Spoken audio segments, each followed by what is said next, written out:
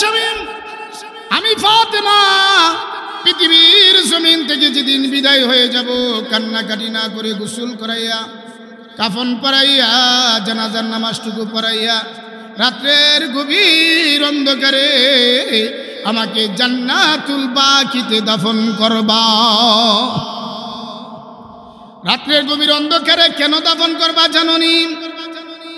দিনের বেলা যদি আমি ফাতেমার লাশটাকে ময়দানে নেওয়া হয়, দূর থেকে নবীর সাহাবায়ে কেরাম আমার লাশটা দেখে আন্দাজ করে ফেলবে ফাতেমা এতটুক লম্বা ছিল, এতটুক হ্যাংলা ছিল, এতটুক মোটা ছিল। এই আলোচনা, এই সমালোচনা যেন সাহাবায়ে কেরাম না করতে পারে, এই জন্য আমাকে রাত্রের গভীর অন্ধকারে জান্নাতুল বাকিতে দাফন করবা। কত সতর্ক ছিলেন। আর আমরা দেশের নারীরা কাঁদতে কতটুক হাইফাই, কাঁদতে কতটুক মার্কেটে, পার্কে আর রাস্তার মধ্যে আছে না নাই? জুরে গন। হাদিস শরীফের মধ্যে আল্লাহ রসুল বলেছেন, দুইটা দল জাহান্নামের অধিবাসী হবে। একটা হলো যারা গরুর লেজের নেই ডাকাতি করে। 2 নম্বর এমন নারী, যেই নারী কাপড় ফিন্দ উলঙ্গ থাকবে, পাতলা শীতলা কাপড় ফিনবে, নিজেরা পুরুষের দিকে আকৃষ্ট হবে, যুবকদেরকে নিজের দিকে আকৃষ্ট করবে, তাদের চুলের ফ্যাশন হবে, বুক্তি করার লেজেন নেই। রসুল বলেন ওই নারীরা জান্নাতে যাবে, দূরের কথা জান্নাতের জ্ঞানও পাবে না। অথচ রসুল বলেছেন মেয়েরা যদি কয়েকটা আমল করে, আল মারআতু ইযা সাল্লাত খামসাহা ওয়া সামাত শাহরাহা, মহিলারা যদি 5 ওয়াক্ত নামাজ সঠিকভাবে পড়ে, রমজান মাসে রোজা রাখে, ওয়া আহসানাত ফারজাহা, পর্দা করে, ওয়া আতাআত বালাহা, স্বামীর খেদমত করে, 4টা আমল করলে দিনই হবে। আল্লাহ রসুল বলেন ফালতাদখুল আইয়াবুয়াবিল জান্নাতি শাআত, ওই মহিলারা যে কোনো 8টার দরজা দিয়া জান্নাতে যেতে পারে। কুল্লু মান আলাইহা ফান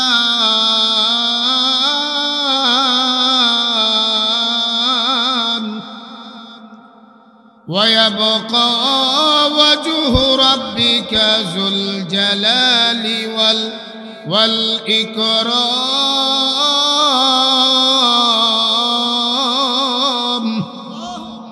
আল্লাহ বলেন সব ধ্বংস হয়ে যাবে, একমাত্র বাকি থাকবে মর্যাদার, সম্মান ও মর্যাদার অধিকারী মহান আল্লাহ।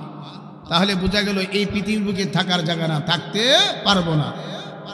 আমি আপনাদের খেদমতে যে আয়াত তেলাওয়াত করেছি, আয়াতে আল্লাহ বলেন কুল্লু নাফসিন যায়িকাতুল মাউত, প্রত্যেকটা প্রাণী মৃত্যুর স্বাদ গ্রহণ করতে হবে, আবার আল্লাহর কাছে ফিরে যেতে হবে।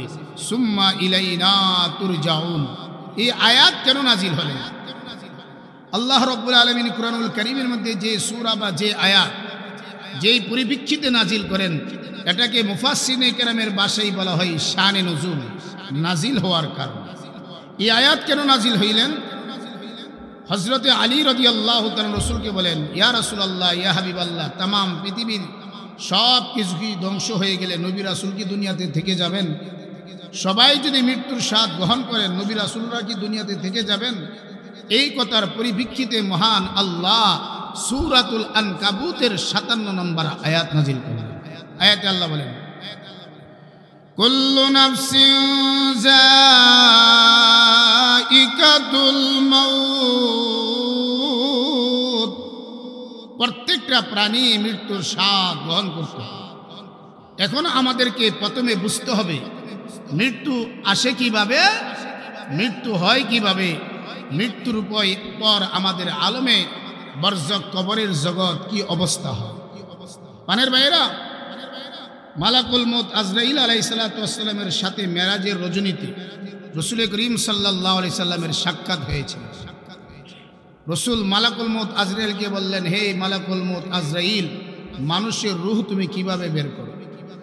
মালাকুল মউত আজরাইল আলাইহিস সালাতু ওয়াস সালাম বলেন, ওগো আল্লাহর রাসূল, মানুষ পৃথিবীর বুক থেকে বিদায় হওয়ার 40 দিন আগে এই যে আমার সামনে একটা গাছ দেখেন, এই গাছটার নাম হলো শাজারাতুল ইয়াকিন।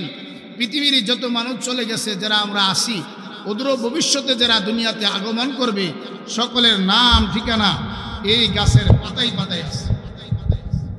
এই গাছের পাতায় পাতায় আছে। মানুষটা এন্তেকালের 40 দিন আগে এই পাতাটা পরে আমার টেবিলের সামনে চলে আসে। এই লোকটা কি দুনিয়ার নেককার না নাফরমান, দুনিয়ার নেককার না বদকার, এটা চিনার জন্য আল্লাহ রাব্বুল আলামিন দুইটা নিদর্শন পাঠায়।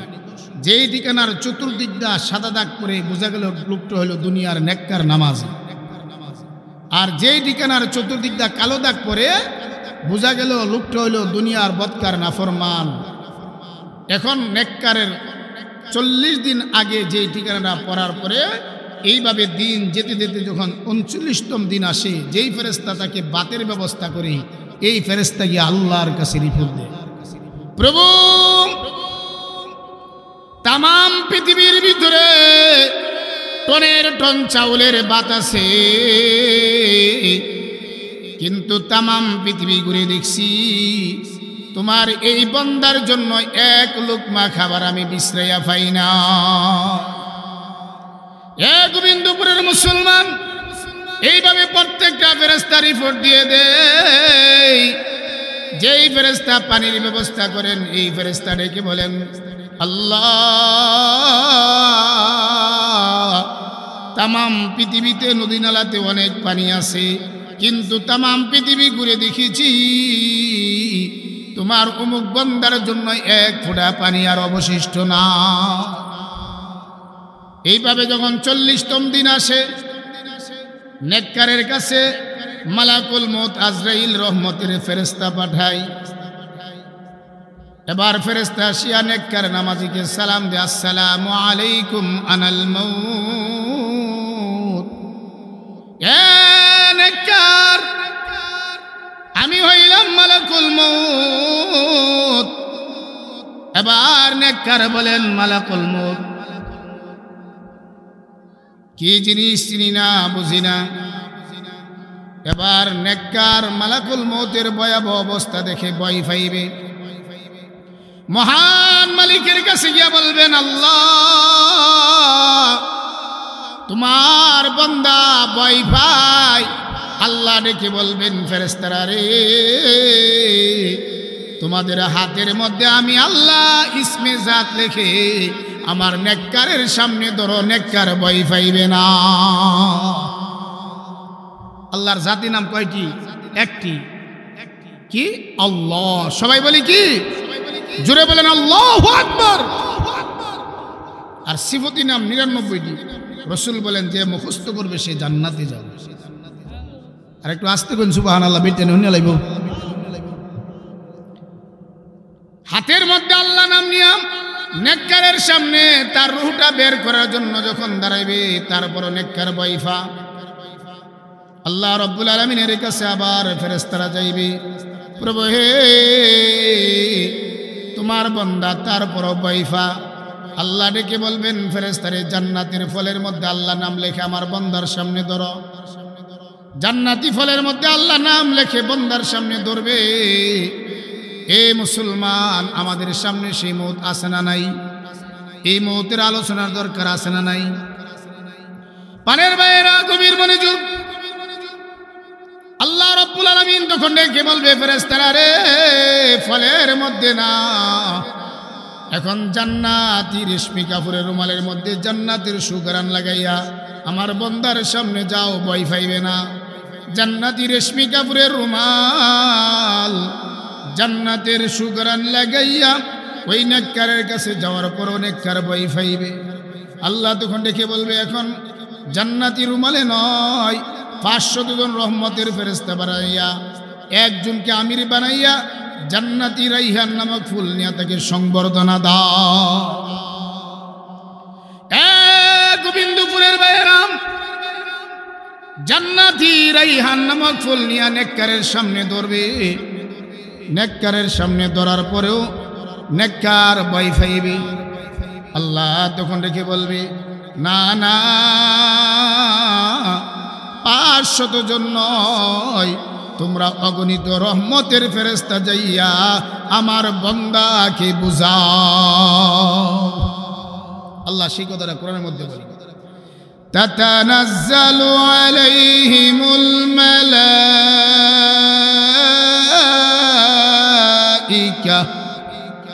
আল্লা তাখাফু ওয়া লা তাহজানু ওয়া আবশিরু বিল জান্নাহ।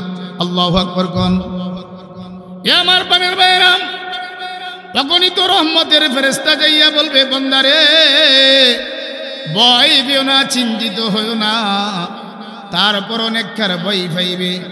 আল্লাহ তখন বলেন, ওয়া আবশিরু বিল জান্নাহ, আমার নেককারকে জান্নাতের সুসংবাদ দাও। তখন নেককারের সামনে জান্নাতের বাড়ি ধরবে। সুবহানাল্লাহ, জোরে গান, আরো জোরে গান। এ মুসলমান, জান্নাতের বাড়ি দেখাইবে, যেই জান্নাতের বাড়ির একটা ইট হবে স্বর্ণের, আর একটা ইট হবে রূপার। জান্নাতের বাড়ি ঘর, জান্নাতে হুরুল গিলমান, জান্নাতের নিয়ামতগুলা দেখাইবে। ওয়া আবশিরু বিল জান্নার ব্যাখ্যা আল্লাহর নবী বলেন, ওই নেককারকে যখন জান্নাতের বাড়ি ঘর দেখাইবে, দেহ নামক পিঞ্জিরা থেকে রূহটা বের হওয়ার জন্য কেমন ভাবে পাগল হবে রে ও মিঠা মনের মুসলমান। সবে মাত্র একটা জঙ্গলি পাখি যেমন ভাবে পিঞ্জিরার ভিতরে ঢুকাইলে পাখিটা যেমন ভাবে বের হওয়ার জন্য ছটফট করে, আমার নবী বলেন নেককার জান্নাতের বাড়িটা দেখার পরে রূহটা বের হওয়ার জন্য এমন ভাবে পাগল পরা হয়ে যাবে। নেককার হইলেন এত বড় পুরস্কার। ফলের মধ্যে আল্লাহ নাম, হাতের মধ্যে আল্লাহ নাম, ফলের মধ্যে আল্লাহ নাম, জান্নাতি রেশমি কাপড়ের রুমালের সংবর্ধনা, জান্নাতি রাইহান নামক ফুলের সংবর্ধনা, জান্নাতের অগণিত ফেরেশতারা বুঝাইবে, হুবহু জান্নাত দেখাইবে। 6টা নিয়ামত নেককারের মরণের সময় পাওয়ার পরও রাসূল বলেন মৃত্যুর সময় নেককারের বড় 2টা বিপদ আছে। কয়টা বিপদ? আর একটু জোরে কর না। 1 নম্বর বিপদ হলো মৃত্যুর সময় শয়তান ধোঁকা দিবে ঈমান হারা করার জন্য, নাউজুবিল্লাহ, জোরে কর। 2 নম্বর মৃত্যুর কষ্ট। শয়তান কিভাবে ধোঁকা দিবে? আল্লাহর রাসূল বলেন, ইন্নাশ শাইতানা কারুবা মা ইয়াকুনু ইনদা যালিকাল মিসর, নিশ্চয় শয়তান তার আপনজনের সুরত ধারণ করিয়া ধোঁকা দিবে, বলবে আমি তোর বাপ, আমি তোর ভাই, আমি তোর বন্ধু, আমি তোর স্ত্রী, কালিমা পড়িস্তা, নাউজুবিল্লাহ কর। ঈমান নষ্ট করার জন্য চেষ্টা করে। অথচ রাসূল করিম সাল্লাল্লাহু আলাইহি সাল্লাম বলেছেন, যার জীবনের শেষ বাক্য হবে লা ইলাহা ইল্লাল্লাহ, সে জান্নাতি। শয়তান ধোঁকা দিবে বেঈমান বানানোর জন্য। 2 নম্বর হলো সক্রাতের শাস্তি, মৃত্যুর কষ্ট। মৃত্যুর কষ্ট হয়নি? আরো জোরে গান। গোবিন্দপুরের মুসলমান, আল্লাহ রাব্বুল আলামিন মালাকুল মউত আজরাইল আলাইহিস সালাতু ওয়াস সালামকে ডেকে বলেন, আজরাইল রে, আমার বন্ধু রাহমাতুল লিল আলামিনের রূহ যখন বের করবা, মৃত্যুটাকে 100 ভাগের 1 ভাগের কষ্ট দিয়া রূহ বের করবা। মানের বাইরা গভীর মনোযোগ। মালাকুল মউত আজরাইল আলাইহিস সালাতু ওয়াস সালাম আল্লাহর নবীর কাছে গেলেন, সালাম দিলেন, নবী গো, অফার আসছেন, যদি থাকতে চান হায়াত লম্বা করে দেওয়া হবে, আর যেতে চাইলে চলে যেতে হবে। অনুমতি নিলেন। আল্লাহর নবী থাকতে চাইলেন না, রফিকে আলা আল্লাহর সঙ্গে মিলিত হওয়াকে পছন্দ করলেন। আল্লাহর নবী অনুমতি দিলেন রূহ বের করার জন্য। এ আমার পানের ভাইরাম, আল্লাহর নবী রূহ বের করার জন্য যখন অনুমতি দিলেন, মালাকুল মউত আজরাইল আলাইহিস সালাতু ওয়াস সালাম রূহ বের করতে আরম্ভ করলেন। আল্লাহর নবী রেখে বলেন, আজরাইল বল, আমার বুকের উপরে তামাম পৃথিবী রাখছ না উহুদ পাহাড়টা রেখে দিয়েছ? এ আমার পানের ভাইরাম, আজরাইল আলাইহিস সালাতু ওয়াস সালাম রেখে বলেন, আল্লাহর নবী গো,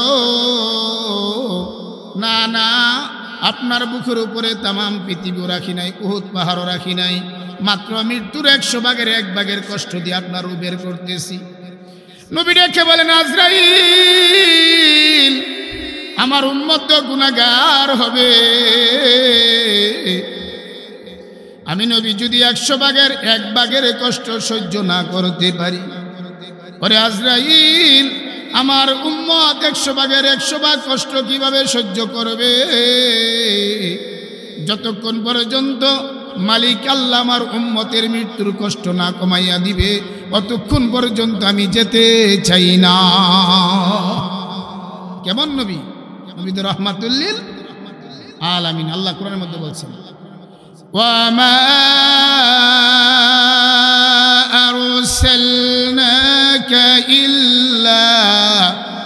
রাহমাতাল লিল আলামিন।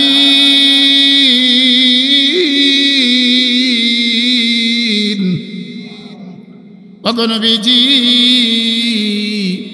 আমি আল্লাহ আপনাকে तमाम পৃথিবীর রহমত বানায়া প্রেরণ করেছি। আল্লাহ ডেকে বলেন, বন্ধু এন্তেকালের সময় উম্মতকে বলেন না, আমি আল্লাহ জানাইয়া দিলাম আপনার উম্মতের মধ্যে যারা নাকি সহি তরিকার নেক আমল করবে এবং ইমানদার হবে, আমি আল্লাহ তাদের জন্য মৃত্যুকে হাদিয়া করে দিব। তখন রাসূল বলেন, তুহফাতুল মুমিনুল মাউত, মুমিনের মৃত্যু হলো হাদিয়া স্বরূপ। তাহলে আমাদের নবীর এন্তেকালের সময় কষ্ট হয়েছিল কিনা? আরো জোরে কেন? তাহলে শয়তানের দুকাতে, শয়তান দুঃখ দিবে মরণের সময়, মৃত্যুর কষ্ট হবে। শয়তানের দুকা থেকে বাঁচার জন্য পৃথিবীতে দুইটা আমল করতে হবে। কয়টা আমল? আরো জোরে কান। এক নম্বর আমল হলো কোরআনের সংবিধানে জীবন পরিচালনা করতে হবে। দুই নম্বর আমল হলো মেসওয়াক করতে হবে। কি করতে হবে? আরো জোরে কান। এই যদি মেসওয়াক করেন, আর কোরআনে আল্লাহ যেগুলা করেছেন করার জন্য বলেছেন আপনি করেন, যেগুলা বর্জনের জন্য বলেছেন আপনি যদি বর্জন করেন আর মেসওয়াক করেন, আমার নবী বলেন মৃত্যুর সময় শয়তান দুঃখ দিতে পারবে না। মৃত্যুর সময় শয়তান দুঃখ দিতে পারবে না। আর সক্রাতের শাস্তি, মৃত্যুর কষ্ট থেকে বাঁচার জন্য দুইটা আমল।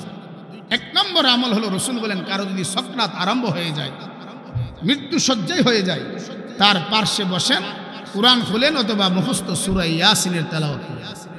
সুবহানাল্লাহ। ইকরাউ সূরাতা ইয়াসিন আলা মাউতাকুম। নবী বলেন, হে মুসলমান, কারো যদি সক্রাত আরম্ভ হয়ে যায়, তার পার্শ্বে বসে বসে সূরা ইয়াসিনের তেলাওয়াত করো। সূরা ইয়াসিন কুরআন শরীফের মধ্যে আছে না নাই? আরো জোরে কোন।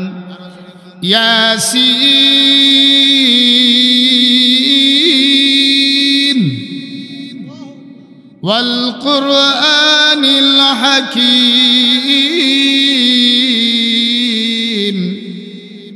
ইন্নাকা লামিনাল মুরসালিন।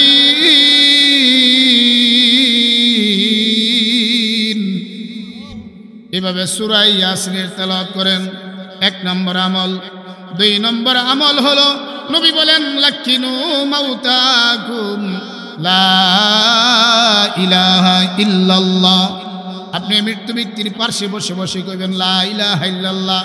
আবার বলা যাবে না ভাই সাহেব কোন লা ইলাহা ইল্লাল্লাহ, আব্বা কোন লা ইলাহা ইল্লাল্লাহ, আম্মা কোন লা ইলাহা ইল্লাল্লাহ, হুকুম করা যাবে না। নবী বলেন, উম্মত তুমি যদি লা ইলাহা ইল্লাল্লাহ পড়ো আর তোমার থেকে শূন্য যদি তার জীবনের শেষ বাক্যটা হয়ে যায় লা ইলাহা ইল্লাল্লাহু মুহাম্মাদুর রাসূলুল্লাহ, দুনিয়া থেকে বিদায় হতে দেরি হবে, আল্লাহর তৈরি জান্নাত দিতে একটা মুহূর্ত দেরি করবে না। তাহলে সক্রাতের শাস্তি থেকে দুই আমল, মৃত্যুর কষ্ট থেকে বাঁচার জন্য কয় আমল? দুই আমল, কালিমার তালকিন আর সূরা ইয়াসিনের তিলাওয়াত। এতক্ষণ পর্যন্ত আলোচনা করছি নেককারের কাছে মওত কিভাবে আসা, কতগুলা পুরস্কার, বিপদ দুইটা, শয়তানের দুঃখা, মৃত্যুর কষ্ট। শয়তানের দুঃখা থেকে বাঁচার জন্য কোরআনের সংবিধানে জীবন চালাইতে হবে আর মেসওয়াকের আমল করতে হবে। কিসের আমল? মেসওয়াকের আমলের গুরুত্ব আছে না নাই? আমাদের নবীজির জীবনের শেষ আমল ছিল মেসওয়াক, শেষ আমল ছিল মেসওয়াক। এই জন্য মেসওয়াক করবেন তো ইনশাআল্লাহ, কষ্ট হইব। আর মৃত্যুর কষ্ট থেকে বাঁচার জন্য দুই আমল, এক হলো সূরা ইয়াসিনের তেলাওয়াত, আরেক হলো কালিমার তালকিন। এবার নাফরমানের কাছে মালাকুল মউত আজরাইল আইব কি না? জোরে কোন, আরো জোরে কোন। মালাকুল মউত আজরাইল নাফরমানকে গিয়া সালাম দিবে, আসসালামু আলাইকুম আনাল মাউত। এ নাফরমান, আমি মালাকুল মউত আইছি। ওই সময় যদি ক যে তোমারে এত হাজার টাকা দিলাম, এত কোটি টাকা দিলাম, কয়দিন পরে আইও, কামাইব নি? আরো জোরে কোন। 1 মিনিটের সময় দিব নি? আল্লাহ কোরআনের মধ্যে বলেন, ইযা জা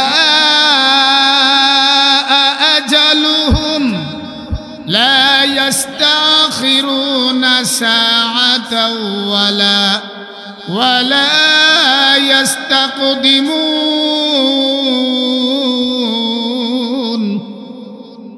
মালাকুল মউত আজরাইলের গাড়ি যখন আসবে, সামান্য আগেও করা হবে না, পরেও করা হবে না, নির্দিষ্ট সময়ে আপনার রূহ বের করে নিয়ে যাবে। এ মুসলমান, নাফরমানের কাছে মালাকুল মউত আজরাইল আসবে। এখন নাফরমান কারা আমরা তা চিনি না, ঠিক না বেটা? নাফরমান কারা?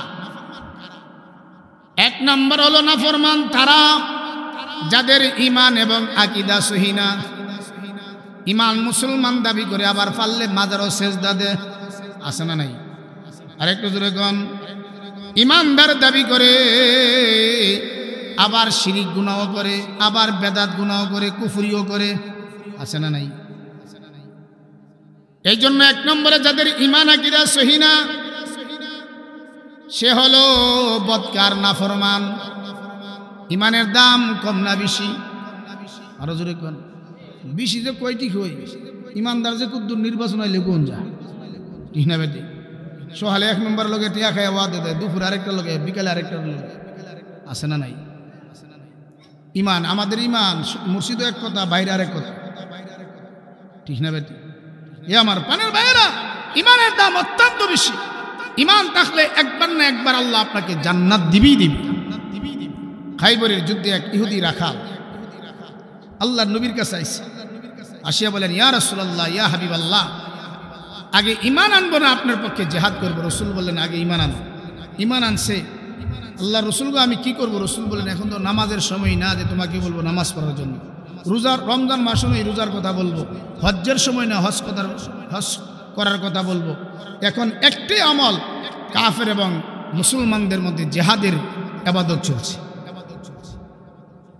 এই সাহাবী ঈমান আনছে, জিহাদের ময়দানে গেছে, কিছুক্ষণ পরে শাহাদত বরণ করছে। রসুল বলেন, এ সাহাবীরা লক্ষ্য করো, ঈমান আনছে, কোনো ইবাদত করার সুযোগ পাই না, কিন্তু মহান আল্লাহ তাকে জান্নাত দিয়ে দিছে। আরেকটু জোরে কর না। ঈমানের দাম কম না বেশি? রবিয়া আসলামী রাদিয়াল্লাহু তাআলা আনহু নবীজির একজন প্রাণপ্রিয় সাহাবী ছিলেন। আল্লাহর নবীর সাথে এমন মহব্বত ছিলেন, এমন অন্তরঙ্গ ছিলেন, নবীজি যেভাবে চুল রাখতেন সাহাবী সেইভাবে চুল রাখত। নবীজি যেভাবে টুপি পরিধান করতেন সাহাবী সেইভাবে টুপি পরিধান করত। নবীজি যেভাবে পাগড়ি বাঁধতেন এভাবে পাগড়ি বাঁধতেন। নবীজি যেভাবে চলতেন এইভাবে চলতো। অর্থাৎ নবীজি রঙে রঙিন হয়েছিলেন, নবীর সুন্নতের রঙে রঙিন হয়েছিলেন। আল্লাহ অফার দিয়েছেন, হে রাসূল, আপনার রবিয়া আসলামী যা চাইবো আমি আল্লাহ তা দিয়ে দিব। আমরা বলে সবচেয়ে বড় ক্ষমতার ফড্ডা, সবচেয়ে বড় সুন্দরী নারী, সবচেয়ে বড় বেশি বেশি টাকা দেন আল্লাহ আমাকে। কিন্তু সাহাবী বললেন, গো নবীজি, আমাকে একটু সময় দেন, আমি চিন্তা ফিকির করে দেখবো কি চাই। সুবহানাল্লাহ কইতেন না? এ যুবক ভাইরাম, তরুণ যুবক 3 দিন পর্যন্ত অপেক্ষা করে আল্লাহর পয়গম্বর ডেকে বলেন, রবিয়া রে, তুমি কি এখনো সিদ্ধান্ত নিতে পারো নাই? আল্লাহর নবী গো, আমি সিদ্ধান্ত নিয়েছি। কি সিদ্ধান্ত নিয়েছ? ইয়া রাসূলুল্লাহ, ইয়া হাবিবাল্লাহ, আল্লাহর নবী গো, আপনি আমার জন্য দোয়া করেন, আমি যেন ঈমান নিয়ে কবরে যেতে পারি। তাহলে ঈমানের দাম কম না বেশি? এই জন্য নাফরমান তারা যারা ঈমান এবং আকীদা সহি না। 2 নম্বর হলো ঈমানদার ঠিক কিন্তু নামাজের দাঁড়াদারি নাই, আছে না নাই? এমনও মুসলমান আছে ঈদের নামাজ ছাড়া আর নামাজের দাঁড়াদারিও যায় না, আছে না নাই? আল্লাহ নবীর কাছে বুখারীর হাদিস এক সাহাবী প্রশ্ন করলেন, আল্লাহর নবী গো, সর্বোত্তম আমল কোনটি? নবীজি বলেন, সময় মতো নামাজ পড়া। ইয়া রাসূলুল্লাহ, তারপর কোন আমল? নবীজি বলেন, পিতামাতার সঙ্গে ভালো আচরণ করা। তারপর কোন আমল? নবীজি বললেন, আল্লাহর রাস্তার মধ্যে জিহাদ করা। সময় মতো নামাজ পড়ার কথা সর্বোত্তম আমল রাসূল কেন বললেন? প্রশ্ন জাগে কিনা জোরে বলেন। গোবিন্দপুরের মুসলমান, আল্লাহ নবী নামাজকে সর্বোত্তম আমল কেন বললেন? এর কারণ হলো অন্য অন্য ইবাদতের সাথে কোরআনের সম্পর্ক নাই। আপনি জিহাদের ময়দানে যান, কোরআনের তেলাওয়াতের প্রয়োজন নাই। আপনি যাকাত দেন, তেলাওয়াতের প্রয়োজন নাই। আপনি পর্দা করেন, তেলাওয়াতের প্রয়োজন নাই। আর আপনি যখন নামাজের মধ্যে দাঁড়াইবেন, তেলাওয়াতে কোরআনের প্রয়োজন আছে না নাই? এই জন্য কোরআনের সম্পর্ক যার সাথে, তার মর্যাদা বাড়ে কিনা জুড়ে গান। এই কাঠ দিয়া সোফা বানাইলো, সোফার মধ্যে মানুষ বসে। আবার একই কাঠ দিয়া রিহাল বানাইলো, পা লাগলে মানুষ চুমা দেয় কেন? তার সাথে কোরআনের সম্পর্ক আছে। নামাজের সাথে কোরআনের তেলাওয়াতের সম্পর্ক। এই জন্য নবী বলেছেন, উম্মত রে, সর্বোত্তম আমল হলো নামাজের আমল। সুতরাং যার মধ্যে নামাজ নাই সে নাফরমান। 3 নম্বর হলো যার লেনদেন ভালো না। লেনদেন বুঝুন তো। বললেন আমার 1000 টাকা হাওলাত দেন, 1 সপ্তাহ পরে দিয়া দিব। সভাপতিরে কইলাম, সভাপতি বিশ্বাস করে দিছে। 1 সপ্তাহ 6 সপ্তাহ গেল, খবর নাই। আছে না নাই? দোকানতে 4000-5000 টাকার বাকি করে, এখন বাকি কইরা আর দোকানের দ্বারা দেওয়া যায়। এমন মুসলমান আছে না নাই? মুসলমান, আল্লাহ নবী বলেছেন কিয়ামতের কঠিন ময়দানে সবচেয়ে বড় গরিব হবে কারা জানোনি? সাহাবায়ে কেরাম বলেন, ক্বালু আল্লাহু ওয়া রাসূলুহু আ'লাম। আল্লাহ এবং আল্লাহর রাসূলই ভালো জানে। আল্লাহর নবী কি বলেন, সাহাবীরা রে,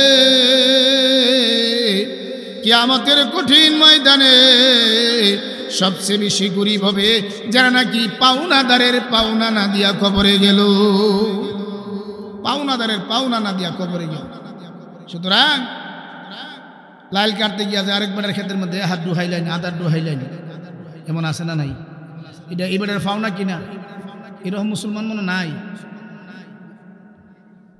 অর্ধেক কাটতে আরেকবারের ক্ষেত্রের মধ্যে লাল বেন্দা দিয়ে নিজের ক্ষেত বড় করে জেনে রাখেন। আল্লাহ রসুল হাদিসের মধ্যে বলেছেন, সাউন্ড ঠিক করেন, আল্লাহ রসুল হাদিসের মধ্যে বলেছেন, মান আকাদা শিবরাম মিনাল আরদি জুলমান ফা ইন্নামা ইউতাব্বিকুহু ইয়াউমাল কিয়ামাতি মিন সাবি আরদিন। কেউ যদি জোর কইরা অর্ধ হাত জমিন দখল করে, কিয়ামতের কঠিন ময়দানে 7 তবক জমিনের বিড়ি লাগাইয়া হাসরের ময়দানে উঠানো হবে। নাউজুবিল্লাহ। এইরকম লাল কানুনা নাই। এই জন্য পাওনাদারের পাওনা না দিয়া যে কবরে যাবে, কিয়ামতের কঠিন ময়দানে সবচেয়ে বেশি গরিব হবে সে। এটা হলো পরের পাওনা। এক জায়গার মধ্যে এক যুবকের কাছে এক মুরব্বী গিয়া বলে, বাতিজা সমস্যা করছি, কিছু টাকা ধার দাও। হাওলাতই তো কর। হাওলাত দিছে, আগামী শুক্রবারে নিয়ে যাবে। শুক্রবার সন্ধ্যা হয়েছে, চাচার আর কোনো খবর নাই। মনে মনে ভাবলেন যে মনে এই সপ্তাহ বাইর করতে পারছেন, আগামী সপ্তাহ দিই, অপেক্ষা করি। আগামী সপ্তাহ দিয়ে শুক্রবারে বেল ডিব্বা যেতেছে, চাচা এ না, সে আস্তে আস্তে গেছে। চাচা কইলেন দিয়ে 1 সপ্তাহ লাগি টিহাটা আনলেন, 2 সপ্তাহ চলে। হ্যাঁ, আমরা কি দেশের শুরু হয়েছি কেন? টিয়া কি মাইরা দি মনি, যাও আগামী শুক্রবারে আইও। আগামী শুক্রবারে গিয়া দে চাচা পুকুরের পাড়ের মধ্যে গাছ লাগা। কি লাগা? কাঠ গাছ। চাচা আমার টেহা, তোমার টেহার ব্যবস্থা তো হয়েছে, ওই যে গাছ লাগাইতেছি, এটা বড় হইয়া জন কাঠটা কাট করে তোমার টেহা দিলাম। বেড়া দেখেছে দিবার লাগে। আর এমনও কিছু মানুষ আছে যারা দোকান বাকি মানুষের হাওলাত ঋণ নিয়ে আর দেওয়াই না। আছে না নাই? দিল ফরের কথা। আরেকটা হলো নিজের কথা। আমাদের সমাজের মধ্যে দেখবেন নাফরমান কারা, তাদের ব্যাখ্যা দিতেছে। সম্পদ আছে, বাড়ি আছে, জমি আছে, দেখা যায় এক ছেলের সব দেলা, অথবা ছেলের আরে দেয়, মেয়ের আরে দেয় না। আছে না নাই? আরো জোরে কর। জানিয়ে রাখেন, কেউ যদি এইরকম নিজের সম্পত্তি থেকে কোনো সন্তানকে বঞ্চিত করল, রসুল বলেন তাদেরকে মহান আল্লাহ জান্নাতের ওয়ারিস থেকে বঞ্চিত করবে। নাউজুবিল্লাহ। হাদিসের মধ্যে আছে, মান ফাররা মিন মিরাসি ওয়ারিসি কাতা আল্লাহু মিরাসাহু মিনাল জান্নাহ। যারা নাকি ওয়ারিসের হক নষ্ট করলো, আল্লাহ তাদেরকে জান্নাত থেকে বহিষ্কার করবে। নাউজুবিল্লাহ কইতেন না? এরকম আমাদের দেশে মুরব্বী কিছু আছে না নাই? এক হাজি সাহেব, তার 1 মেয়ে 2 ছেলে, 1 মেয়ে 2 ছেলের নামে বাড়ি জমি জামা সব রেজিস্ট্রি করে দিছে। মেয়েটা যখন শুনছে দৌড়ায় গেছে সাব রেজিস্ট্রার অফিস, আব্বা জমি জামা শেষ বয়সে বাইদের নামে দিলাইলেন, আমারে কি দিয়া গেলেন? তোর লাগি দোয়া রাখিয়া গেছি, আল্লাহ তোরে বাতে ফুতে ঠান্ডা করতো। নাউজুবিল্লাহ কইতেন না? জান্নাত রাখেন, মেয়ে একটা ছেলের অর্ধেক পাইবে, মাসাল তো মাসালান এই সভাপতির কথাই কইতাছে, ওনার 2 কানি ক্ষেত আছে বা 3 কানি ক্ষেত আছে, ছেলে ভাইব 2 কানি আর মেয়ে ভাইব 1 কানি। এখানে তো কেরের মাপ না, 2 কের বা 3 কের, 3 কের ক্ষেত আছে, এক ছেলের দিতে 2 কের, এক মেয়ের দিতে দিব 1 কের। এটা আল্লাহর কোরআনের বিধান, ঠিক না বেটি? হযরত নুমান ইবনে বশীর রাদিয়াল্লাহু তাআলা হতে বর্ণিত, বুখারী এবং মুসলিমের হাদিস। সব ওয়াজ খালি টান্না কইলে চলতো না, বিধানের ওয়াজ। এই নুমান ইবনে বশীর উনি বলেন, আমার আব্বা হযরত বশীর রাদিয়াল্লাহু তাআলা ওনার সম্পদের কিছু সম্পদ আমার নামে দিয়া দিলেন। আমার মা বললেন, যতক্ষণ পর্যন্ত রাসূল এই ব্যাপারে ফতোয়া না দিবে, ফয়সালা না দিবে, এই বন্দুকের মধ্যে আমি রাজি না। হযরত নুমান বলেন, আমার আব্বা আমাকে নিয়ে আল্লাহর নবীর কাছে গেলেন। আল্লাহর নবী গো, আমার সন্তান নুমান হলো সবচেয়ে বড়, আমি আমার সম্পদের কিছু দিয়ে দিলাম। আল্লাহর নবী বলেন, সেই পরিমাণের সম্পদ অন্য অন্য সন্তানদেরকে দিছো কিনা? কোনা দেই নাই। আল্লাহর নবী বলেন, এক সন্তানকে দেওয়া আরেক সন্তানকে না দেওয়া জুলুম, আর এই জুলুমের সাক্ষী আমি রাসূল হতে পারি না। সন্তান যদি আপনার 6 মাসের একটা সন্তান রেখে দেন, আরেক ছেলে 18 বছর 20 বছর চাকরি করে, এই 6 মাসের সন্তান আপনার সম্পদের ওয়ারিশ হবে কিনা? আরো জোরে কাম। এই জন্য পারের ভাইরাম, যাদের লেনদেন ভালো না তারা হলো নাফরমান। 4 নম্বর হলো যাদের আচার ব্যবহার ভালো না। আচার ব্যবহার বুঝুন তো, একবেটা গুরু ফানা গুরু গেল বাদিজা, এমন একটা গুরু যাইতে দেখছুনি, এর রক্তের গরমে ক আমি কি আপনার গুরুর রাখা? ব্যাপারটা হইল। আরো জোরে কন। যুবক, রক্তের গরমে, ক্ষমতার গরমে, টাকার গরমে তুমি গরম ভাব দেখাইতেছ। যুবক রে, তাকাইয়া দেখো তোমার মতো কত যুবকের কবরের দিয়া ঘাস উঠে গেছে। আর মানুষ দুর্ব্যবহার করার কারণে করার কয়েকটা কাজ। 1 নম্বর, ক্ষমতা পাইলে ক্ষমতার দুর্ব্যবহার করে, ঠিক না বেটি? বেশি টাকা হইলে টাকার অহংকারে দুর্ব্যবহার করে। যুবক রক্তের গরমে দুর্ব্যবহার করে। বেশি জ্ঞানী হলেও দুর্ব্যবহার করে, যে আমার সে বড় ডক্টর আর দেশে কেউ নেই। আচার ব্যবহার সুন্দর হতে হবে। আমাদের নবীর আচার ব্যবহার কত সৌন্দর্য ছিল। একটু জিকির করেন, লা ইলাহা ইল্লাল্লাহ, জোরে জোরে।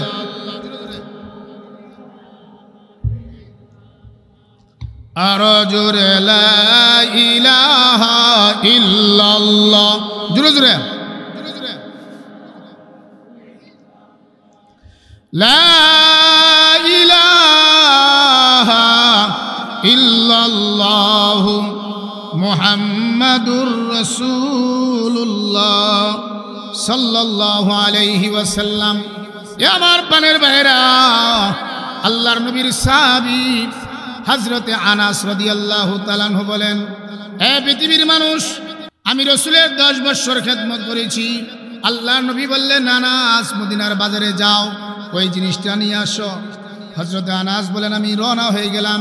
রাস্তার মধ্যে গিয়ে দেখি আমার সমবয়সীরা খেলাধুলা করে, আমি খেলা থেকে গেলাম। আল্লাহর নবী অপেক্ষা করেন, আনাস আসে না। নবীজি দৌড়ে গেলেন, বের হয়ে গেলেন, আনাস কেন আসে না? গিয়া দেখে খেলা করে। নবীজি হযরত আনাস রাদিয়াল্লাহু তাআলার সামনে দেয়া যায় না, পাছন দিকদা করে আমরলে থাপ্পড় দিলাম। হইলে ঠিক না বেটি? একটা কথা বললাম, তুই শুনছ না? বাজারতে কেন আইলি না? হযরত আনাস বলে, না না নবীজি, আমার পাছন দিকদা ঘুরে আমি খেলা করতে করতে আমার শখ মিটে গেছে। এমনি করে হঠাৎ করে নবীজির চেহারার দিকে আমার চেহারা পড়ে গেছেন। নবীজি আমাকে দমক দেই নাই, গালিও দেই নাই, আমাকে জড়াইয়া ধরে বলেন, আনাস তুমি কি আমার কথাটা ভুলে গেছো কিনা? আর একটু জোরে কর না সুবহানাল্লাহ। নবীর আদর্শ কত ঢুকছি। আর আমরা দেশে যদি তরকারির মধ্যে একটু জালো, ইমনও বেড়া আছে, লাড়ি তুলে আছে না নাই? ও আমার পানের ভাইরা, বিবির প্রতি খারাপ ব্যবহার করেন না।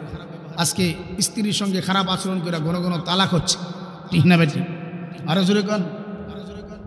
স্বামী স্ত্রী একে অপরের সঙ্গে মিল নাই, এগুলো আচার ব্যবহার। রাসূল বলেছেন, সবচেয়ে বড় উত্তম ব্যক্তি যার বিবি বলে আমার স্বামী বলে। এদিকে গেলে আরো লম্বা হয়ে যাবে।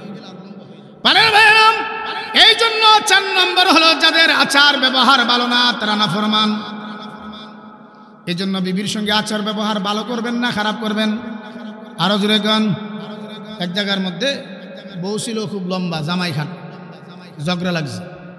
লাগার পরে স্বামী স্ত্রীর লোকে কথা কোনা, স্ত্রীও স্বামীর লোকে কথা কোনা। কেন কথা কোনা? স্বামী তাকে প্রহার করছে, মার দিছে। মাসটা ছিল কার্তিক মাস, কার্তিক মাসের মধ্যে মাসের মাইল লাগেনি। বিড়ি কয়েমন দিন ঝগড়া লাগছে, জামাই কথাও কোনা খাওয়া না, আর মানুষ মাছও ধরতেছে, সুটকিও দিতেছে, আফস করার দরকার। তো বিড়ি কাছে গিয়া ক, সবাই যাই মাছ মারিতে, গরলা কেন যাই না? গরলা পর্যন্ত তো স্বামী ক, সবাই যাই খাওয়া দাওয়া করিয়া, আমাকে কেন দেই না? স্ত্রী ক, কারের উপর বাইরা রাখছি, ফাইরা কেন খাই না? এখনো না মিরছি, আগে তো হাড়ি পাতিল উপরে রাখতো, ইহনি মুরব্বী। স্বামী ক, কারের উপর বাইরা রাখছ, ফাইরা কেন দেও না? স্ত্রী ক, বাচ্চা বেড়া তো একটা বুদ্ধি শিয়াই দিও, আগে তো উজু করার জল সুহি ছিল। সুখীর উপর সুখী তুইয়া, ফাইরা কেন খাই না? স্বামী ক, সুখীর উপর সুখী তুইয়া, ফইরা যদি মরি, তাওর তো যদি ফইরা থাকা আত্মভঙ্গ। স্ত্রী ক, কার সুখীর উপর সুখী তুইয়া, ফইরা যদি মর, এমন বাচ্চা বেড়া বউরে কেমনে মার? এ পানের ভাইরা, না না, আমার নবীর চরিত্র আখলাক কেমন ছিল না?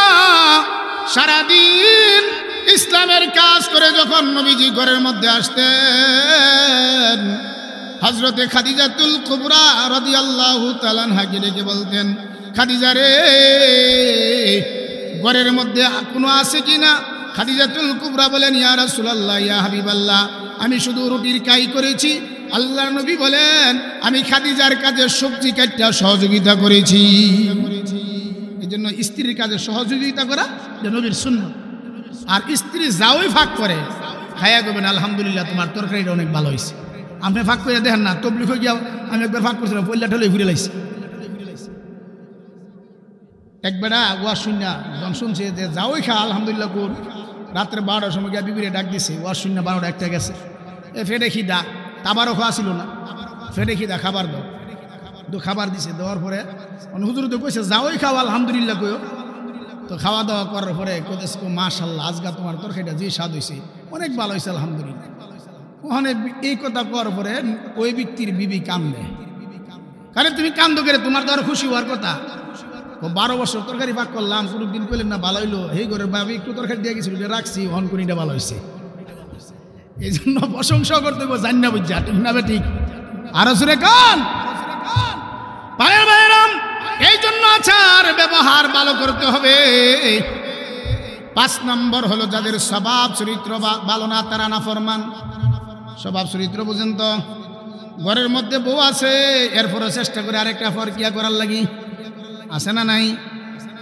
বিদেশির বউ অনেক এমনও দেখা যায়, সন্তান তুইয়া রাত্রে 2টা পরে সন্তান ঘুমায়, তিনি ঘুমের জায়গাত নাই, আছে না নাই? তেমন বাংলাদেশও নাই।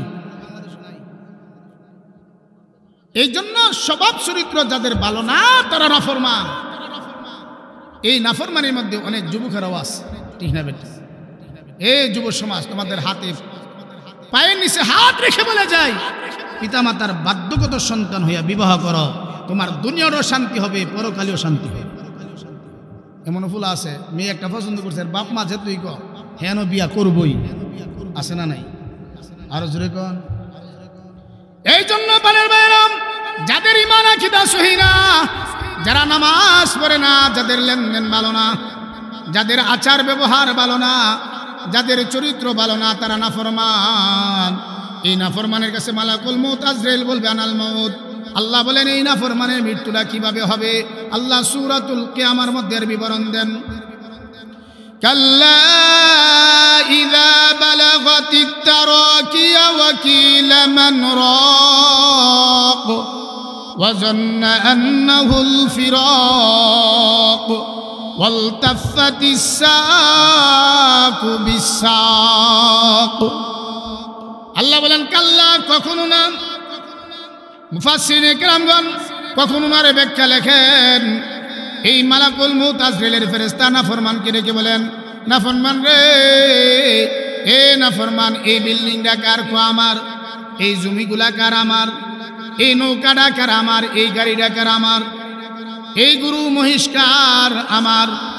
এবার আল্লাহ বলেন কাল্লা, কখনো না, তোর বাড়িঘর সম্পদ সন্তান সন্ততি মালাকুল মউতের হাত থেকে রেহাই দিতে পারবে না।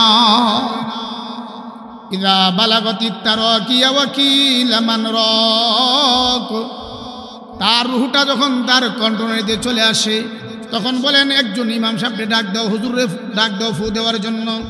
ওয়াজান্না আন্নাহুল ফিরাক, মনে হয় এখনই সে দুনিয়া থেকে বিদায় হয়ে যাবে।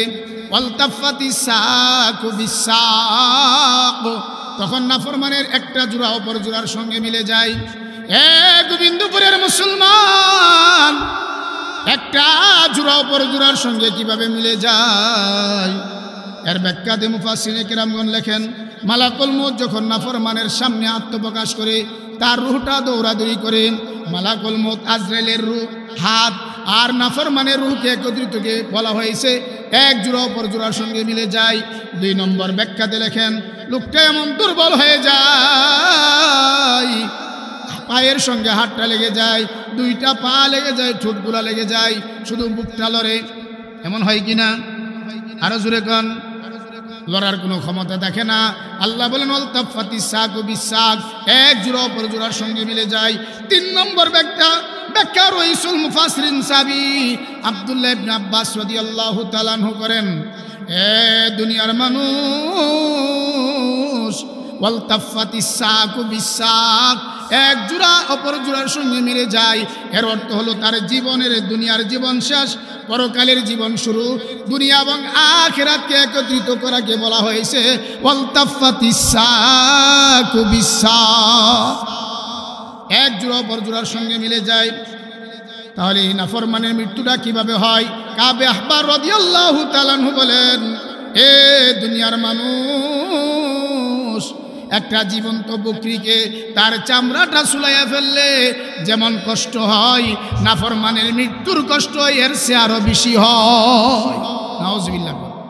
এখন নাফরমান হন, নেককার হন আর বদকার হন, এন্তেকাল হয়ে গেলে, রূহটা বের হয়ে গেলে দুনিয়ার জগতে আপনার কোনো দাম আছে? কোনো সন্তান এই কথা বলবো যে আব্বা এত কষ্ট করে বিদেশ থেকে জমি জামা অনেক রাখছে, বাড়ি ঘর করছে, গাড়ি করছে, আব্বা মইরাছে গা, এখন ফ্রিজের মধ্যে রাখিয়ে দিন, লাশও নষ্ট হইতো, কেউ রাখবো? আরো জোরে কন। ফাঁসেরা কি থাকুন, রাখবো? একটু জিকির করেন লা ইলাহা ইল্লাল্লাহ, জোরে জোরে।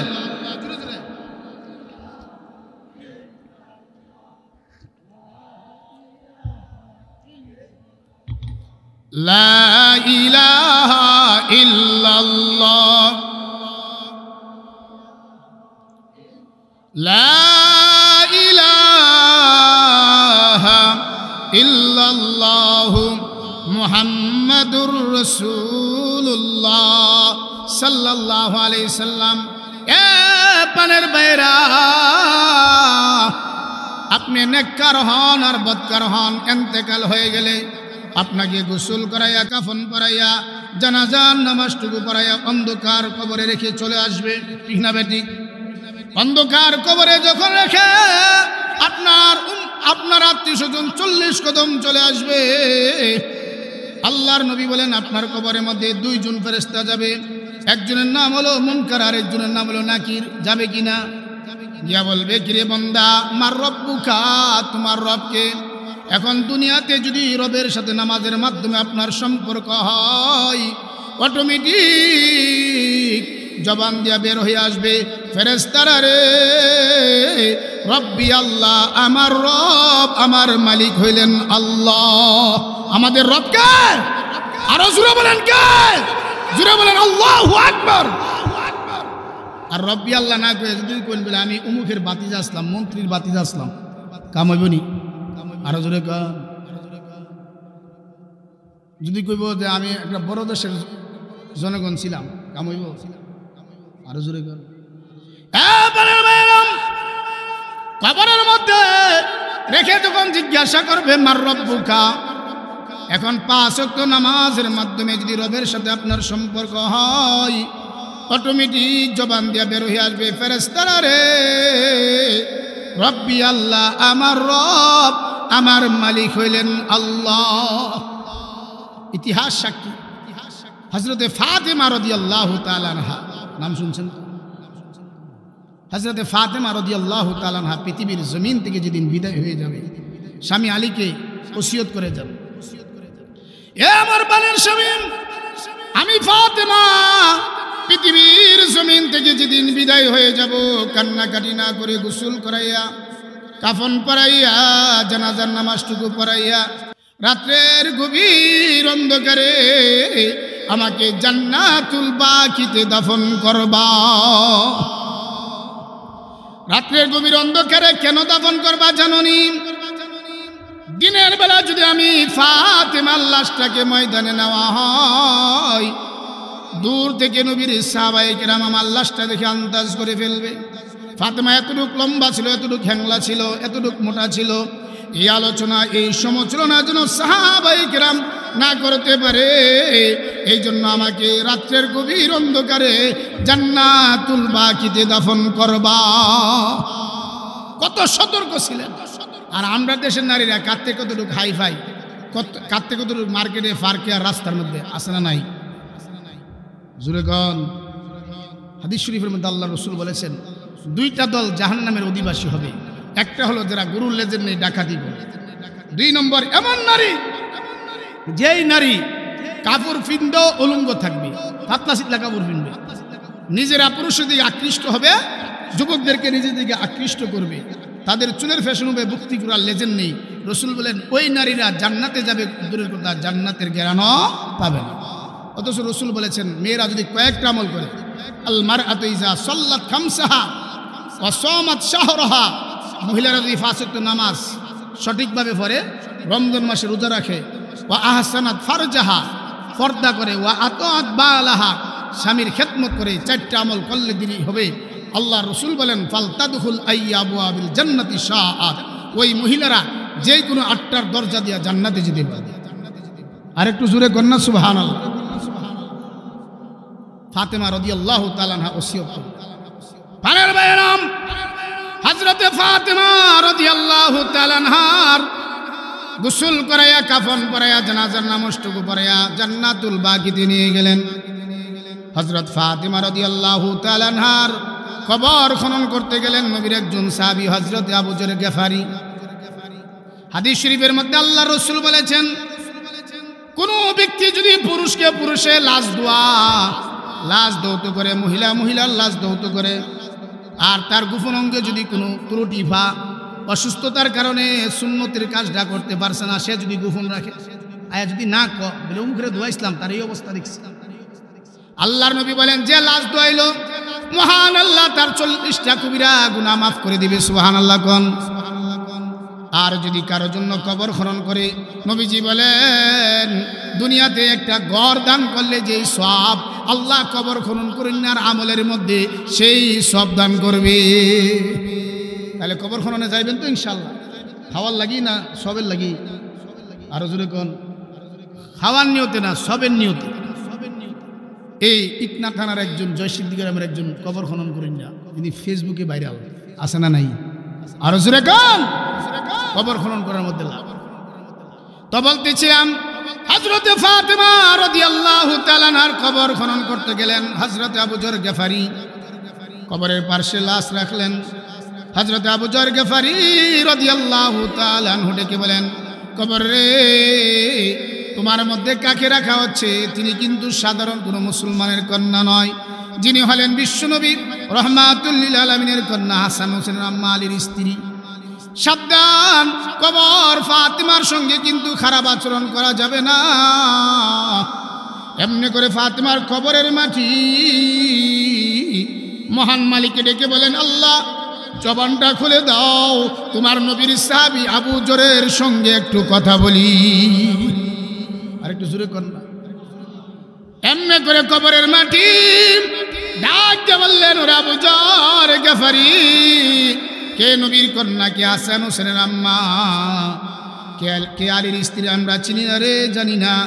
আমি জানি আমার আল্লাহর প্রতি কে ইমান ভালো করে আনছে, কার মধ্যে মজবুত ইমান, এবং সহি তরিকার নেক আমল আছে, মজবুত ঈমান এবং সহি তরিকার নেক আমল লইয়া কবরে আসতে দেরি হবে। কবরটা জান্নাতের বাগান হইতে একটা মুহূর্ত দেরি করা হবে না। এই কবর আমাদেরকে যাইতে হবে কি হবে না? এ আমার প্রাণের ভাইরা, নবীর কন্যার ব্যাপারে যদি কবরের মাটি কথা বলে, ও গোবিন্দপুরের মুসলমান, আমরা কেউ তো নবীর নাতি ফুটিও না, তাহলে আমাদের অবস্থাটা কি হবে? কি হবে? যেই কবরে সাথী নাই, বাথি নাই, যেই কবরের মধ্যে বাপকে মাটি দিয়ে রেখে আসলেন, এমন সন্তান এখানে নাই যে বাবার কবরের মাটি দিয়ে আসছে। এমন সন্তানও আছে যে মার কবরে মাটি দিয়ে আসছে, আর কোনো দিন মাকে দেখা যায় না। গোবিন্দপুরের মুসলমান, সবচেয়ে বড় কষ্ট এবং বেদনাদায়ক সন্তানের জন্য মা বাবার কবরের মাঠে মাটি দেওয়া। সেই কবরে আমাদেরকে যাইতে হবে কিনা? আল্লাহর নবী বলেছেন, আল কবরু রাউযাতুম মির রিয়াজিল জান্নাহ আও হুফারুম মিন হুফরাতিন নার। কবরটা জান্নাতের বাগান অথবা জাহান্নামের গর্ত।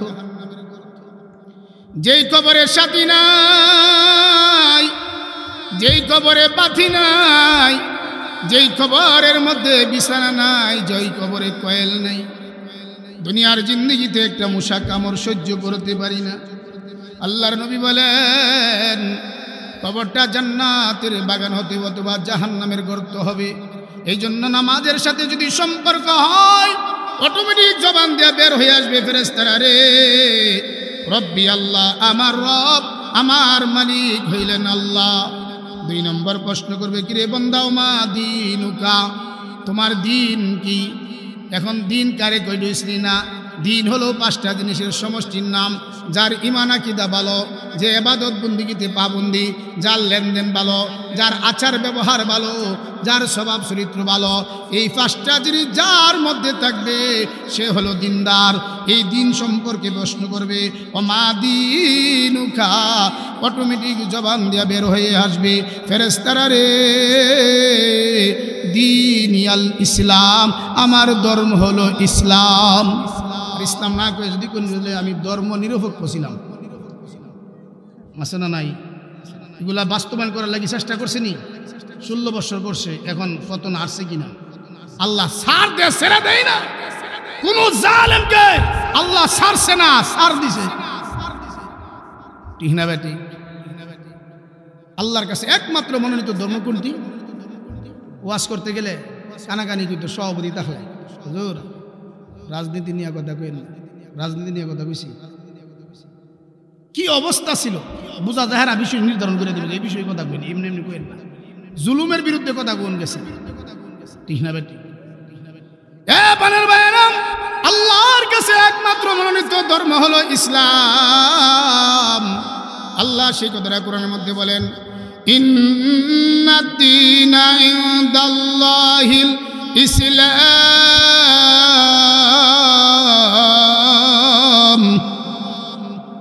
আল্লাহর নিকট একমাত্র মনোনীত ধর্ম হলো ইসলাম। এই জন্য 5টা জিনিস যদি আপনার মধ্যে থাকে, অটোমেটিক জবান দিয়ে বের হয়ে আসবে, ফেরেশতারা রে দিনিয়াল ইসলাম। 3 নম্বর প্রশ্ন করবে, ওমান নাবিউকা, নবী কে ছিল? এখন নবীর সাথে যদি আপনার সম্পর্ক থাকে, আমার নবী যেইভাবে চুল রেখেছেন আপনি যদি সেইভাবে চুল রাখেন, আমার নবী যেইভাবে পাগড়ি বেঁধেছেন আপনি যদি সেইভাবে পাগড়ি বাঁধেন, আমার নবী যেইভাবে মুছ কেটেছেন আপনি যদি সেইভাবে মুছ কাটেন, আমার নবী যেইভাবে দাড়ি রেখেছেন আপনি যদি সেইভাবে দাড়ি রাখেন, আমার নবী যেইভাবে নখ কাটেছেন আপনি যদি সেইভাবে নখ কাটেন, আমার নবী যেইভাবে জামা পরিধান করেছেন আপনি যদি সেইভাবে জামা পরিধান করেন, আমার নবী রাস্তা দিয়ে যেইভাবে হাঁটছেন আপনি যদি সেইভাবে হাঁটেন, আমার নবী যেইভাবে নামাজ পড়েছেন আপনি যদি সেইভাবে নামাজ পড়েন, আমার নবী বিবিদের সঙ্গে যেরকমভাবে ভালো ব্যবহার করেছেন আপনি যদি ভালো ব্যবহার করেন, এইভাবে যদি নবীর প্রত্যেকটা সুন্নত আপনার জীবনে বাস্তবায়ন থাকে, তাহলে অটোমেটিক জবান দিয়ে বের হয়ে আসবে, ওয়া মুহাম্মাদুর রাসূলুল্লাহ সাল্লাল্লাহু আলাইহি ওয়াসাল্লাম। এমনি করে আল্লাহ ডেকে বলবেন, ফেরেশতারা রে আমার বান্দা 3টা প্রশ্নের উত্তর দিছে, আর প্রশ্ন করো না। ইলবিসু মিনাল জান্নাহ, আমার বান্দার শরীরের মধ্যে কবর জগতের মধ্যে জান্নাতের পোশাক পরাইয়া দাও। ওয়া আফরিশু মিনাল জান্নাহ, কবরের মধ্যে জান্নাতের বিছানা বিছাইয়া দাও। আফতাহু বাবান ইলাল জান্নাহ, আমার নেককারের কবরটাকে জান্নাতের সঙ্গে যোগাযোগ করে দাও। আল্লাহর নবী বলেন, শুধু বাচ্চা না ঘুমাইলে মা বাবা মাথার মধ্যে মরাইয়া ঘুম ফারাই কিনা? জোরে কন, আরো জোরে কন। গোবিন্দপুরের মুসলমান, নেককারকে যখন কবরের মধ্যে রাখা হবে, রহমতের ফেরেশতারা এইভাবে মাথার মধ্যে মেসেজ করে ঘুম ফারাইবে। এই জন্য কবি ইকবাল রহমাতুল্লাহ কবিতা আকারে বলেছেন, জাগনা তু জাগলে আফলা কি সায়া তোলে, হাসর তক সুনা রহেগে খাকি সায়া তোলে। ওরে মুমিন আল্লাহওয়ালা, আসমানের নিচে জমিনের উপরে জীবিত দেখে আল্লাহর কিছু ইবাদত করো, তাহাজ্জুদের নামাজের সময় আল্লাহকে ডাকো। হাসর ময়দান পর্যন্ত, কিয়ামতের কঠিন ময়দান পর্যন্ত কবরের মধ্যে তোমাকে ঘুমাইতে হবে, কবরের মধ্যে ঘুমাইতে হবে। পক্ষান্তরে যদি আপনি নাফরমান হন, জিজ্ঞাসা করবে মার রব্বুকা, রব কেডা? বলবে হা হা লা আদরি, জানি না। ওমা দিনুকা, জানি না। নবীকে চিনি না। আল্লাহ ডেকে বলবেন, ফেরেশতারা রে, এই নাফরমানের শরীরের মধ্যে জাহান্নামের পোশাক পরাইয়া দাও, তার কবরের মধ্যে জাহান্নামের বিছানা বিছাইয়া দাও, তার কবরটাকে জাহান্নামের সঙ্গে যোগাযোগ করে দাও। এই পানের বাইরা, জাহান্নামের সঙ্গে যখন কবরটাকে যোগাযোগ করে দেওয়া হবে, কবরের মাটি দূরে সরে যাবে। এর অর্থ এটা না যে নাফরমানের দুনিয়া তো বেশি জায়গা লাগছে, কবর মনে বেশি জায়গা দিব না। ফাটার লড়াই দেখছুন, ফাটার লড়াই লাগলে এটা এমনি দূরে যা, দূরে গিয়া টস করে লাগে, লাগে কি না? টাক্করটা যদি শক্ত, নাফরমানের কবরের মাটি এইভাবে দূরে সরে যাইয়া, দূর থেকে দুইটা মাটি এমন চাপা দিবে। নবী সাহাবীদেরকে লক্ষ্য করে বলেন, সাহাবীরা রে, একটা হাড় অপর হাড়ের ভিতরে এইভাবে ঢুকে যাবে, কবরের আযাব সহ্য করতে পারবে না। আমার নবী বলেন, কবরের আযাব যদি মানুষ দেখতো, নিজের বাবার লাশ নিয়ে কবরে যাইতো না, মার লাশ নিয়ে কবরে যাইতো না, স্ত্রীর লাশ নিয়ে কবরে যাইতো না। কবরের আযাব দেখার পরে নাফরমানরা কি বলবে? আল্লাহ কোরআনের মধ্যে বলেন, রব্বানা আবসারনা ওয়া সামি'না ফারজি'না না'মাল সালিহা ইন্না মুকিনুন।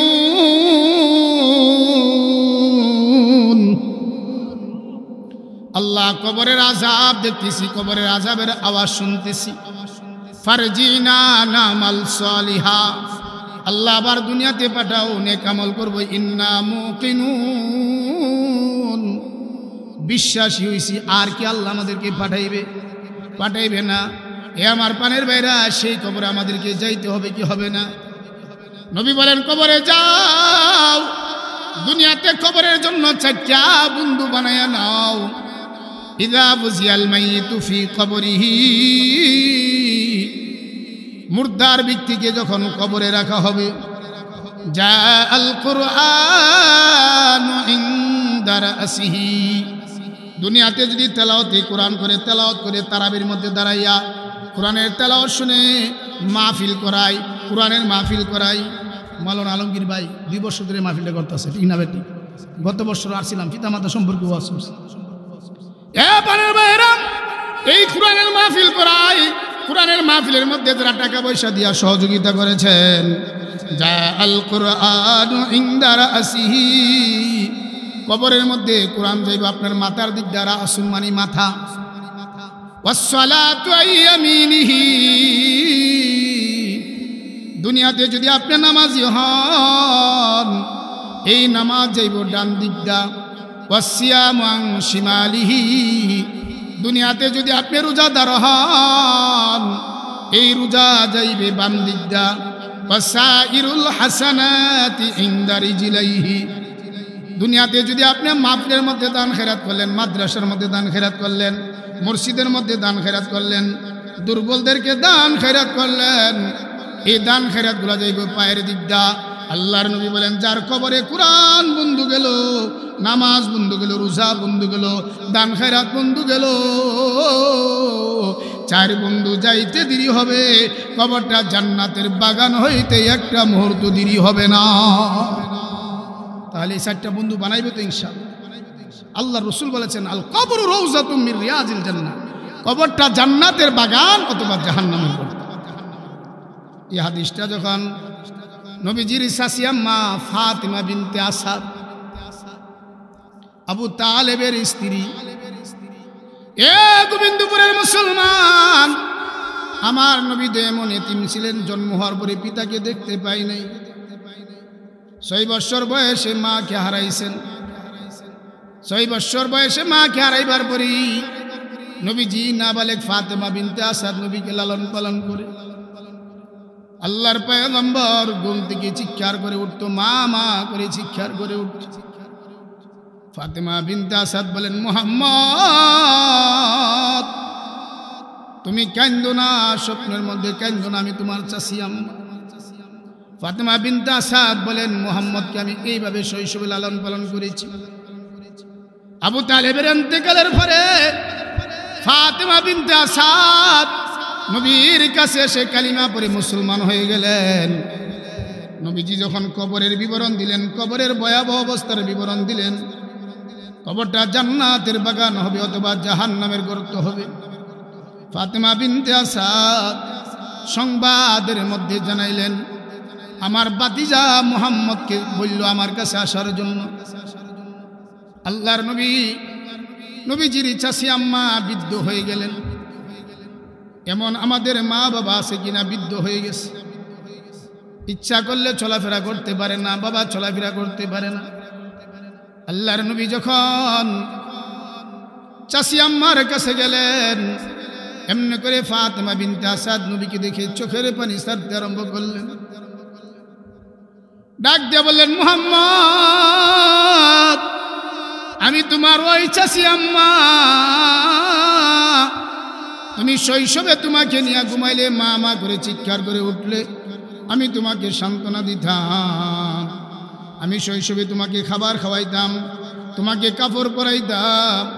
ও মুহাম্মদ এমন আদর করে তোমাকে আমি লালন পালন করেছি, তোমার কাছে আমার কিছু দাবি আছে, দাবি। আল্লাহর নবীর চাচি ফাতেমা বিনতে আসাদ যখন এই কথা বললেন, নবীজি আর চোখের পানি রাখতে পারেন না। নবীজি শৈশবের কথা স্মরণ হয়ে গেল। ডাক দিয়ে বললেন, চাচি আম্মা আপনার চোখের পানি আমি বরদাস্ত করতে পারি না, আপনি কাঁদেন না গো, আপনার দাবি কি? সবগুলো আমি মুহাম্মদ গ্রহণ করে নিব।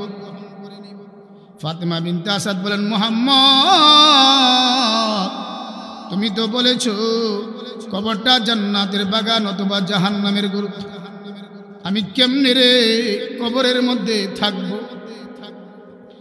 এ আমার গোবিন্দপুরের মুসলমান, এই কথা বলার সঙ্গে সঙ্গে ডাক দিয়ে বললেন, চাচি আম্মা কি চান? 1 নম্বর দাবি হলো, ও মুহাম্মদ আমার যদি সকরাত আরম্ভ হয়ে যায়, ওয়াদা দাও তুমি আমার পাশে বসে বসে কালিমার তালকিন দিবে কিনা। 2 নম্বর দাবি হলো, মুহাম্মদ তোমার জীবদ্দশায় যদি আমি ফাতেমা বিনতে আসাদ ইন্তেকাল করি, আমার জানাজা তুমি দিবা কিনা। 3 নম্বর হলো, আমাকে কবরে রাখার পরে তুমি কবর ছেড়ে আসবা না যতক্ষণ পর্যন্ত আমাকে আল্লাহ মাফ না করে দেই। ফাতেমা বিনতে আসাদের এই ওসিয়ত শুনে আল্লাহর নবী রাজি হয়ে গেলেন। সংবাদ আসলেন ফাতেমা বিনতে আসাদের সকরাত আরম্ভ হয়ে গেছে। দৌড়ায় গিয়া কালিমার তালকিন দিলেন। জীবনের শেষ বাক্য কালিমা নিয়া ফাতেমা বিনতে আসাদ বিদায়ী হলেন। নবীজি জানাজা দিলেন। কবরের মধ্যে লাশ রেখে নবীজি কবরের পাশে দাঁড়াইয়া কান্দে। এ মুসলমান, কবরের মধ্যে মার লাশটা রেখে যখন আপনার কবরের পাশে হাত উঠান, চোখে দা পানি আসে কিনা? বাবার লাশ রেখে যখন কবরের পাশে দাঁড়ান, চোখের পানি আসে কিনা? আমাদের এমনও দাদা দাদি নানান্নি ছিল যারা আমাদেরকে জড়ায় ধরা চুম্বন করত, আজকে কবরের বাসিন্দা হয়ে গেছে। ফাতেমা বিনতে আসাদকে কবরে রেখে নবীজি কান্দে আর আলহামদুলিল্লাহ বলে। সাহাবীরা বলেন, ইয়া রাসূলুল্লাহ, ইয়া হাবিবাল্লাহ, আপনি আলহামদুলিল্লাহ বলেন কেন? আল্লাহ নবী বলেন, সাহাবীরা রে, আমার চাচি ফাতেমা বিনতে আসাদ কয়েকটা ওসিয়ত করেছিল, সেই ওসিয়তগুলো আমি পালন করতে পারছি, এই জন্য আল্লাহর শুকরিয়া আদায় করি। আল্লাহ ওহির মাধ্যমে জানাই দিলেন, নবী গো কান্দেন না, আপনার চাচি আম্মা ফাতেমা বিনতে আসাদ আল্লাহ রব্বুল আলামিন তার কবরটাকে জান্নাতের বাগান করে দিয়েছে। তাহলে সেই কবরে আমাদেরকে যাইতে হবে কি হবে না?